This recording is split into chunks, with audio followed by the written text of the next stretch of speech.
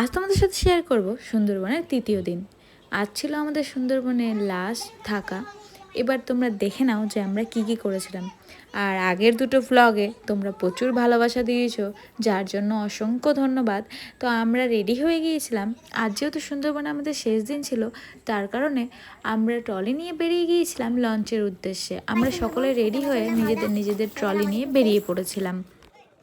তোমরা আগের দুটো ভিডিওতে আশা করি দেখেই নিয়েছো যে আমাদেরকে অনেকটা পথ হাঁটার পর তারপর আমরা লঞ্চে এসে পৌঁছেছিলাম। কিন্তু এবার যেহেতু লঞ্চ অন্য জায়গাতে দাঁড়িয়েছিল, যার কারণে আমাদেরকে অন্য পথ দিয়ে যেতে হয়েছিল এবং সেই জায়গাটা পুরোপুরিভাবে জলময় হয়েছিল এবং সাইড দিয়ে আমাদেরকে আসতে হচ্ছিল, যেহেতু দুদিন ধরে বৃষ্টিই চলছিল। তোমরা আশা করি দেখে বুঝতেই পারছো আমার মেশো কী করতে চাইছে। লঞ্চটাকে নদীর পাড়ে দাঁড় করানোর জন্য একটু সাহায্য করে দিয়েছিল। তারপর আমরা সকলে মিলে লঞ্চে উঠে গিয়েছিলাম। এবার আমরা রওনা দিয়ে দিয়েছিলাম নিজেদের গন্তব্যস্থলে, আজ নতুন কিছু এক্সপ্লোর করার জন্য।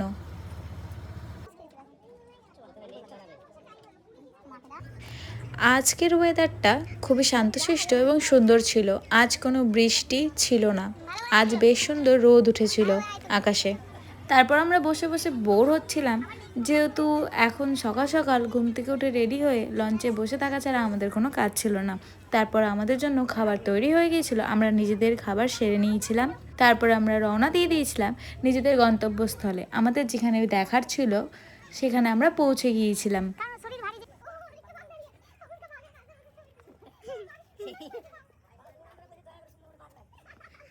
এই জায়গাটা হলো সুন্দরবনে পার্কের মতো। তো তোমরাও দেখে নাও আমরা কি কি দেখেছি।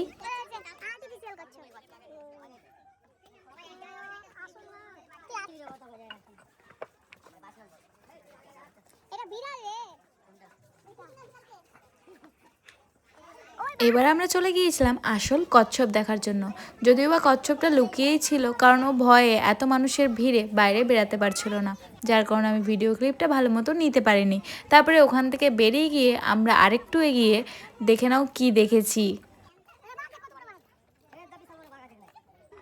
রোদের মধ্যে বেড়াতে বেড়াতে এবার মনে হচ্ছিল প্রচণ্ড পরিমাণে ট্যান পড়তে চলেছে, কিন্তু আমার ভাইয়ের বক্তব্য ছিল আলাদাই। তোমরাও একটু শুনে নাও। কালো হয়ে যাবে। আমি তো দীঘাতে এসেছি, মনে হচ্ছে এত কালো হয়ে গেছি। আমাকে আমার বউ ছেড়ে দেবে, এত কালো হয়ে গেছে। আমরা এখানে এত সুন্দর বাঘ দেখেছি। এই দেখুন, এটাকে নেটে আটকে রাখা হয়েছে যেন বেরিয়ে আমাদেরকে কোনো ক্ষতি না করে, বুঝেছেন? সো সাবধান, বাঘ হইতে সাবধান, আর এই ছেলেটা হইতে সাবধান। তারপর আমরা দর্শন পেয়ে গিয়েছিলাম কুমিরের। তো তোমাদের সাথেও আমি শেয়ার করে দিচ্ছি। সাধারণত কুমিরের লেজটাই ভালো মতো দেখা গিয়েছিল, মুখটা অত ভালো করে দেখা যায়নি। তো তোমাদের সাথে যতটুকুটা দেখেছি ততটুকুটাই শেয়ার করে দিচ্ছি। তারপর কুমির আর কচ্ছপ দেখে নিয়ে আর আর্টিফিশিয়াল বাঘ দেখে নিয়ে আমরা ওখান থেকে বেরিয়ে গিয়েছিলাম আমাদের লঞ্চের জন্য।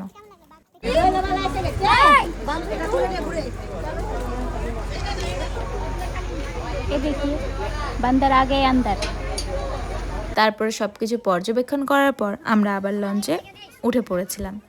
তারপর আবার আমরা অন্য জায়গায় যাওয়ার জন্য রওনা দিয়ে দিয়েছিলাম।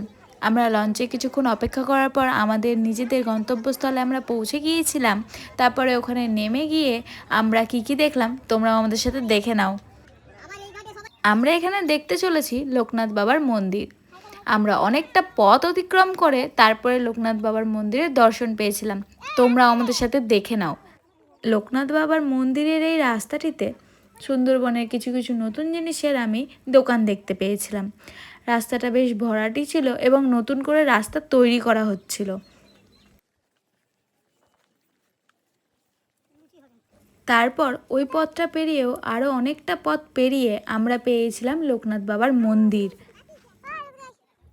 লোকনাথ বাবার এই মন্দিরটা নির্মাণ করা হয়েছিল কারণ লোকনাথ বাবা এইখানে এসে একদিন থেকেছিলেন, যার থ্রুতে এই মন্দিরটা উদ্বোধন করা হয়েছে।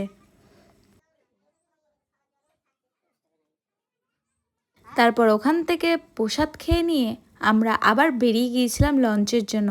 আবারও সেমভাবে অনেকটা পথ অতিক্রম করে আমাদেরকে যেতে হয়েছিল, কিন্তু যেতে যেতে রাস্তায় খেয়ে নিয়েছিলাম ডাবের জল একটুখানি পেটটা ঠান্ডা করার জন্য। তারপর ডাবের জল খেয়ে নিয়ে আমরা পেটটা ঠান্ডা করে নিয়ে লঞ্চের জন্য আবার বেরিয়ে পড়েছিলাম।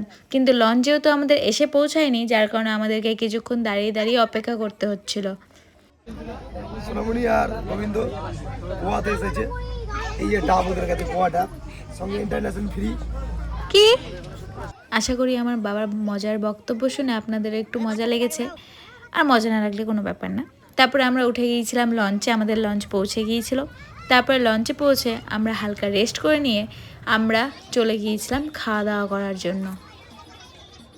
এই ব্লগেও বলেছিলাম শুধু আমরা একাই যাইনি, আমাদের সাথে আরও অনেকগুলো ফ্যামিলি গিয়েছিল, তো ওরাও আমাদের সাথে খেতে বসে গিয়েছিল। লাস্টের দিন খাওয়ানো হচ্ছিল আমাদেরকে ইলিশ বিরিয়ানি, তার সাথে আমাদেরকে মাংসও দিয়ে দিয়েছিল। তো তোমরা দেখে নাও খাওয়া দাওয়াটা। তারপরে খাওয়া দাওয়া করে নিয়ে আমরা রেস্ট করে নিয়েছিলাম। খাওয়া দাওয়া করে নেওয়ার পর আমার ফ্যামিলির লোকজন লঞ্চের একদম সামনেই বসেছিল যেন সুন্দর হাওয়াটা পাওয়া যায়। আমিও কিছুক্ষণ বসে হাওয়া খেয়ে নিয়েছিলাম, কারণ রোদটা তখন ছিল না। তারপর আমাদের সুন্দরবনের ট্রিপ এবার শেষ। আমরা পৌঁছে গিয়েছিলাম যেখানে আমরা প্রথম দিন এসে পৌঁছেছিলাম। অটো যখন আমাদেরকে লঞ্চের একদম সামনে এসে নামিয়েছিল, আবারও সেম আমাদেরকে লঞ্চ ওই জায়গাটায় এসে দাঁড় করিয়েছিল। এবার আমরা ওখান থেকে অটো করে নিয়ে চলে যাব আবার ক্যানিং স্টেশন। তারপরে আমাদেরকে অটো নামিয়ে দিয়েছিল। ওখান থেকে আমাদেরকে অনেকটা পথ হাঁটতে হয়েছিল, যেহেতু স্টেশনের একদম কাছাকাছি নামায়নি। ওখান থেকে আমরা হাঁটতে হাঁটতে স্টেশনের কাছে পৌঁছে গিয়েছিলাম এবং ধরে নিয়েছিলাম লোকাল শিয়ালদার। আমাদেরকে লোকালে উঠে নিয়ে কিছুক্ষণ অপেক্ষা করতে হয়েছিল, কারণ লোকাল ছাড়া টাইম হয়নি। তারপরে যখন ছেড়ে দিয়েছিল, মাঝে এক জায়গায় আমার মাসিটা নেমে গিয়েছিল, যে মাসিটা আমাদের সাথে পরে অ্যাড হয়েছিল শিয়ালদা থেকে। তারা আবার নিজেদের স্থানে যাওয়ার জন্য নেমেই পড়েছিল। আমরা শিয়ালদাতে এসে পৌঁছে গিয়েছিলাম। তারপর আমরা সকলে মিলে নেমে পড়েছিলাম আর একটা ট্রেন ধরার জন্য, যেটা আমাদের বাড়ির জন্য রওনা দিবে, অর্থাৎ মালদা আসার জন্য। যেহেতু আমাদের ট্রেনের সময় অনেকটা দেরি করেছিল আর আমরা লোকাল ধরে অনেক আগেই শিয়ালদাতে পৌঁছে গেছিলাম, তাই জন্য আমাদেরকে শিয়ালদাতে কিছুক্ষণ অপেক্ষা করতে হয়েছিল এবং আমরা শিয়ালদা স্টেশন থেকে কিছু খুচরো খাওয়া দাওয়া করে নিয়েছিলাম। তারপর আমাদের ট্রেন চলে এসেছে। এবার আমরা আমাদের ট্রেনে ওঠার জন্য রওনা দিয়ে দিয়েছিলাম। তারপর আমরা আমাদের ট্রেনে উঠে পড়েছিলাম এবং ট্রেনে উঠে নিয়ে আমরা অপেক্ষা করছিলাম ট্রেনটা কখন রওনা দিবে। সবাই তো পুরো ঘেমে স্নান হয়ে গিয়েছিল, যেহেতু আমাদের মালদা পৌঁছাতে ভোর হয়ে যাবে, যার কারণে আমি ট্রেনের একদম আপার সিটে উঠে পড়েছিলাম একবারের জন্য। ওখানেই আমি খাওয়া দাওয়া করে নিয়েছিলাম এবং নিচে আমার ফুল ফ্যামিলি বসেছিল। খাওয়া দাওয়া সেরে নিয়ে আমি ঘুমিয়ে পড়েছিলাম এবং আমার পাশে ঘুমিয়েছিল আমার মাসির বড় মেয়ে। তারপরে ভোরবেলা মালদা পৌঁছে গিয়েছিলাম। সেই ঘুম ঘুম চোখে সবাই মিলে উঠে পড়েছিলাম নামার জন্য। আশা করি তোমরা টাইমিং দেখে বুঝতেই পেরেছো, তখন বাজছিল 3:56। আমাদের ভোর রাতেই নামিয়ে দেওয়া হয়েছিল মালদাতে। আমরা কিছুক্ষণ উঠে বসে থাকার পর আমরা ট্রেন থেকে নেমে গিয়েছিলাম। তারপরে আমরা সেই ঘুম ঘুম চোখে রওনা দিয়ে দিয়েছিলাম আমাদের বাড়ির পথে। আজকের জন্য এতটুকুই। দেখা হবে আবার অন্য কোনো ফ্যামিলি ব্লগে বা ট্যুর ব্লগে। সাধারণত আমি ট্যুর ব্লগগুলো করি আমার ফ্যামিলির সাথে, কিন্তু কোনো কারণবশত আমার ব্লগগুলো সাকসেসফুল হয় না। তো আজকের জন্য বাই।